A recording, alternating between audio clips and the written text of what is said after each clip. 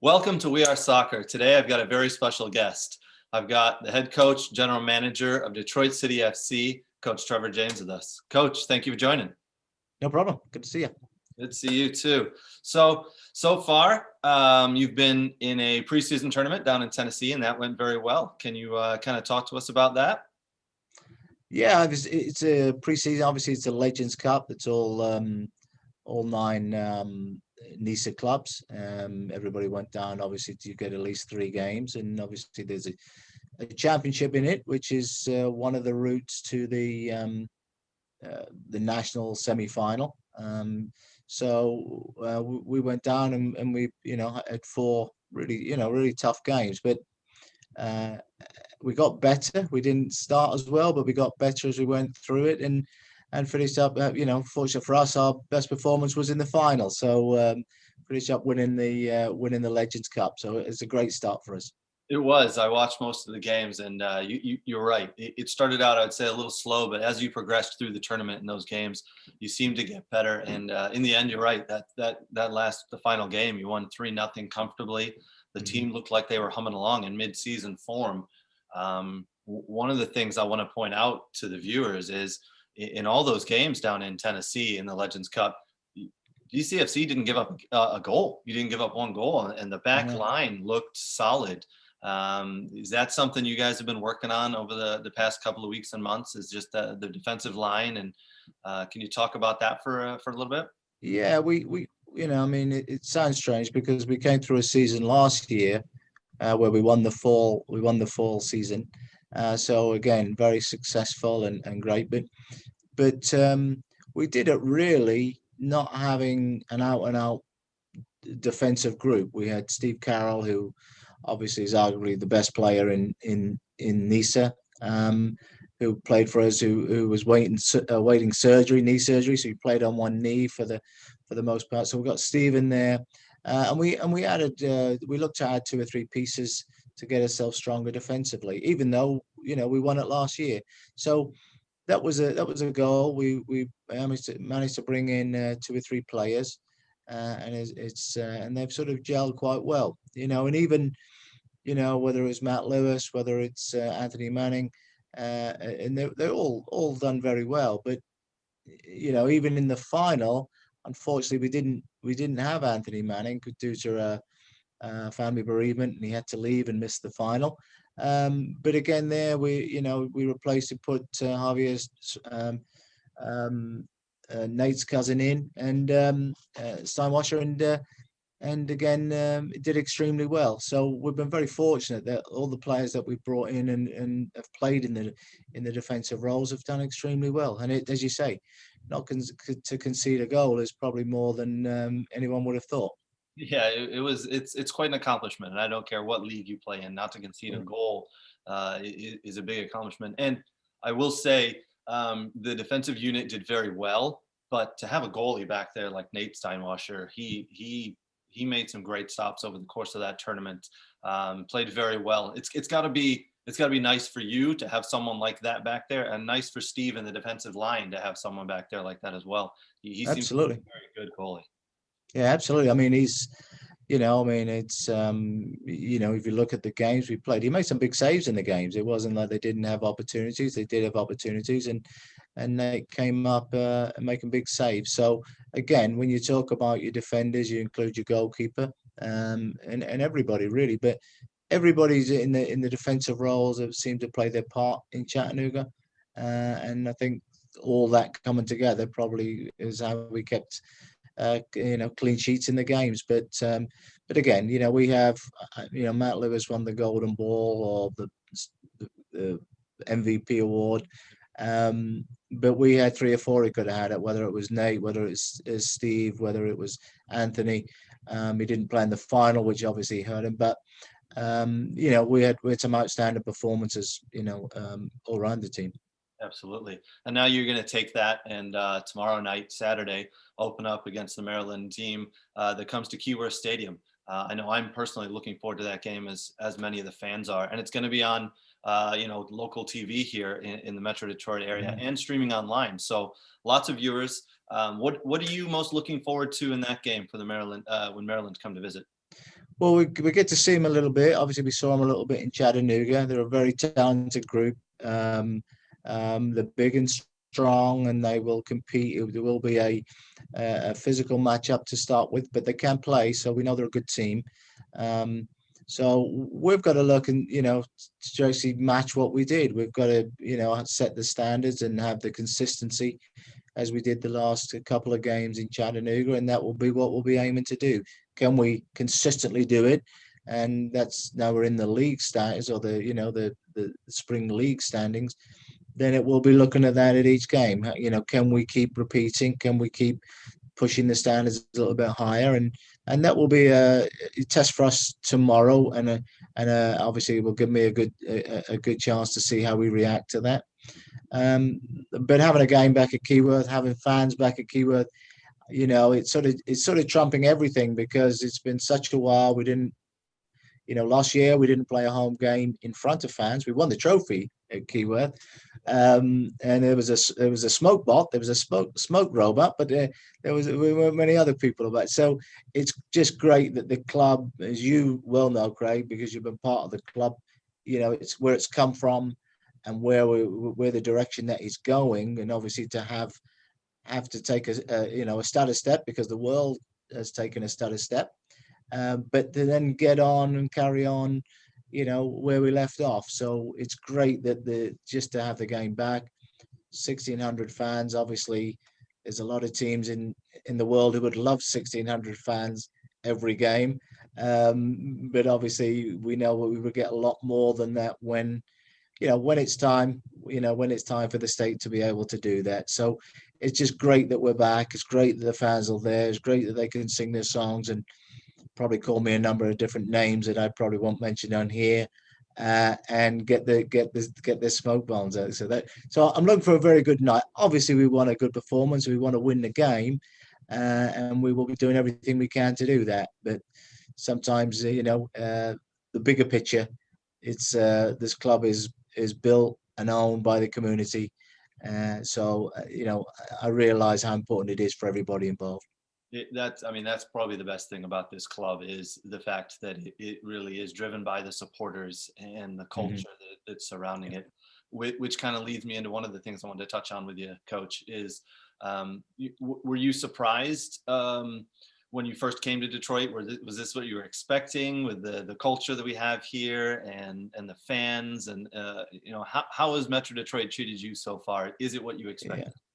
It did surprise me. Some things did surprise me. Obviously, I was aware of the club. Obviously, I'd worked in Chicago. I'd worked in Indianapolis, so I was aware of Detroit City and aware of the YouTube videos of the club and the fans and everything. I was aware of it, but I don't think, and as you said, you've been there, but I don't think unless you've actually been to a game, you don't really understand what it means and soak in that atmosphere. I mean, it's electric, and I remember the first time that I came to town, and Sean Mann took me to look at the stadium, and I think we walked onto the turf, and there was like divots where somebody had been practicing their golf swing, their 9-iron or pitching wedges on there, and I thought, well, I don't know if do you play on this then, because it looks like people are practicing their golf swing.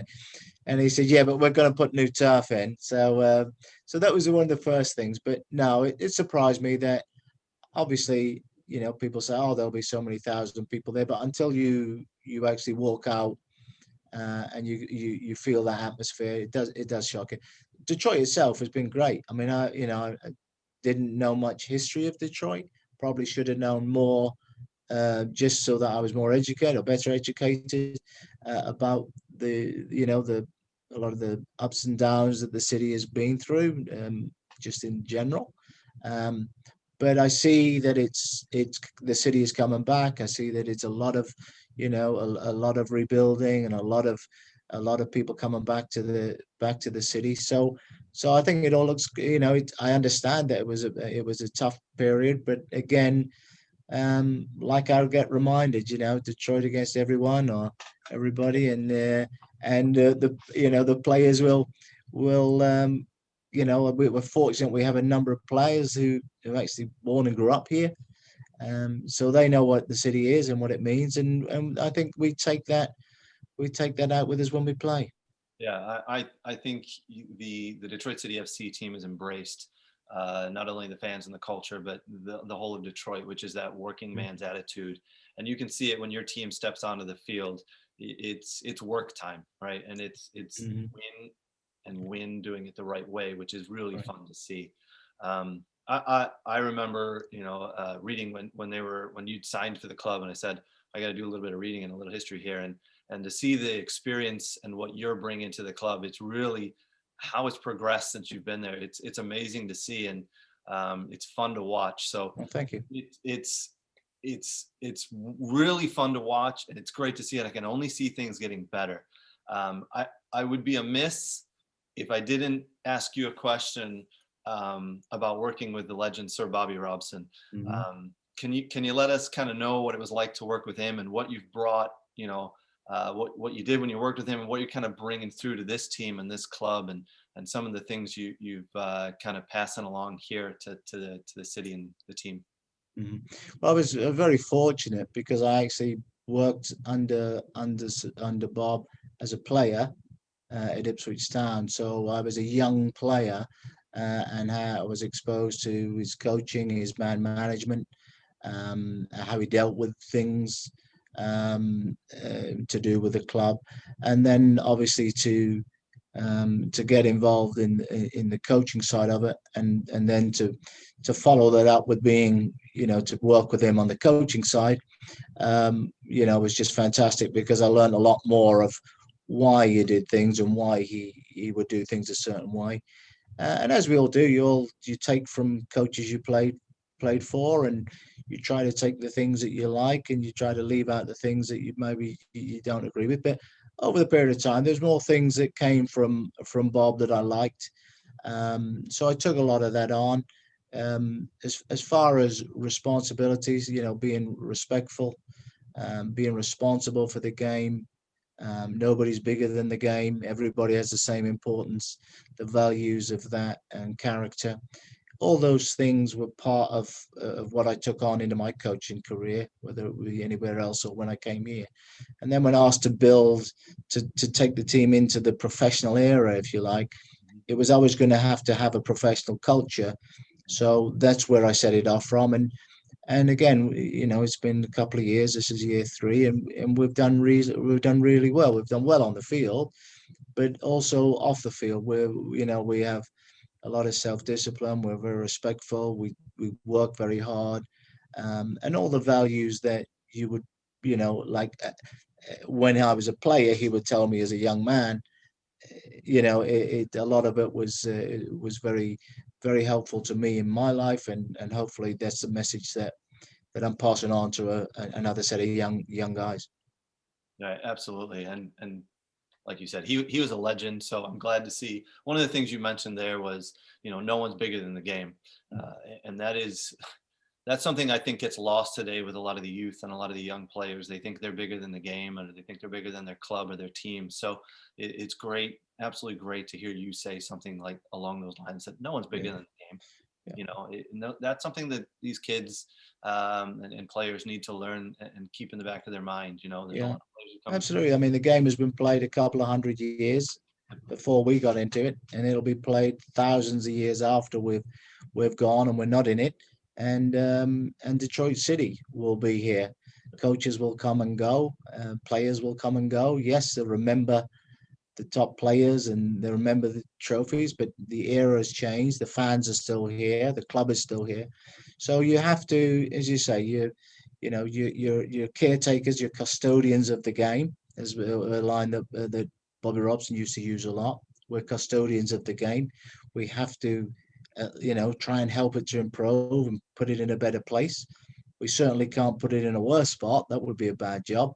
So that's what we try to do with Detroit. Can I work with it? And when it's time that Sean Mann fires me, which could be any time, or David Dwayne, because he's a hard man. So um, that we've left it in a better place, and going forward for the next generation. I want to ask you one last thing before we end. Mhm. Um, kind of leading in from that, Detroit City FC set up an academy team and program, and I know you've had a little bit to do with academy programs at the LA Galaxy and some of the other clubs that you've been at. Have you had kind of your say and been able to help set up this academy with DCFC, and then have you seen any of the youth players from the academy and through Metro Detroit Metro area, and any of your thoughts on that?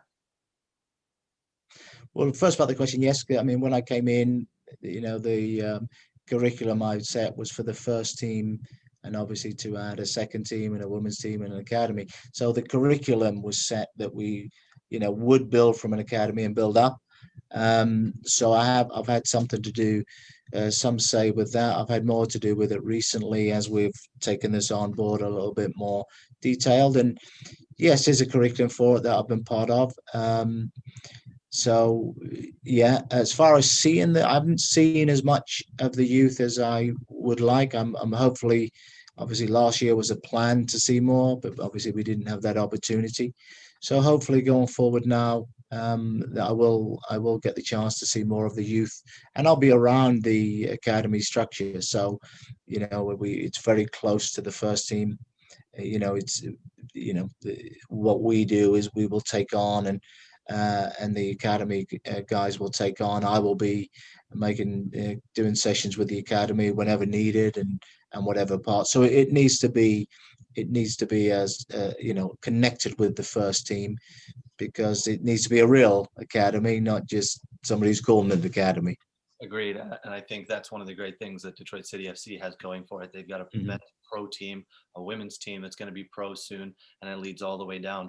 It's very Absolutely. much set up like a club that you would find in Europe, very, very similar to, we know like an Ajax that has the academy that brings their players up throughout, and a lot of the other clubs and setups. So it's phenomenal to see. I had no doubt that you were going to answer that question, that you were one of the main players in setting this up and setting the curriculum. So it's great to see. I can't wait for you to get out and take a look at some of the youth players in the Metro Detroit area, because Detroit has just been a hotbed of soccer for the last 30 years, from what I've seen. And the players that have been here, some of them have had the opportunities to kind of grow into a club, and some of them haven't. So now the fact that we've got better clubs and better setups, and we have a pro team, it's going to be fun to watch a lot of these kids progress up and really start to represent.